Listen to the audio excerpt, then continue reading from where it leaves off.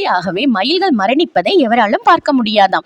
ஏனென்றால் இறப்பதற்கு 48 நாட்களுக்கு முன்பாகவே அவற்றுக்கு தாம் இறக்கும் நேரம் நொடி எல்லாம் தெரிந்து துல்லியமாக அந்த நொடியிலிருந்து மலை மீதுள்ள ஏதாவது ஒரு முருகன் கோயிலில் மறைவான இடத்தை தேர்ந்தெடுத்து ஒருவேளை உணவு சிறிது நீர் அருந்தி துயில் எனும் விரதத்தை கடைபிடித்து கடைசி ஒரு வாரத்தில் எதுவும் அருந்தாமல் அமர்ந்து விடுமாம். அதற்கு முடிவு வரும் முதல் நாளில் மட்டும் கோமாதாவின் கோமியத்தை 7 சொட்டு அருந்தி கண்கள் வேர்த்து 6 சொட்டு துளிகள் பாறையில் விட அடுத்த நொடியே பாறை பிளந்து கொள்ள அதனுள் அமர்ந்து தோகை விரித்து பாறை நெருக்க ஒரு நாள் முழுக்க ஓம் முருகா ஓம் முருகா என்று சொல்லியபடி தன்னுடைய உயிரை விடுமாம். தோகை இல்லாத பெண் மயிலோ தன் கண்ணீரை வேல மரத்தில் விட்டு அது பிளந்து கொள்ள அதனுள் உயிர் துறக்குமாம்.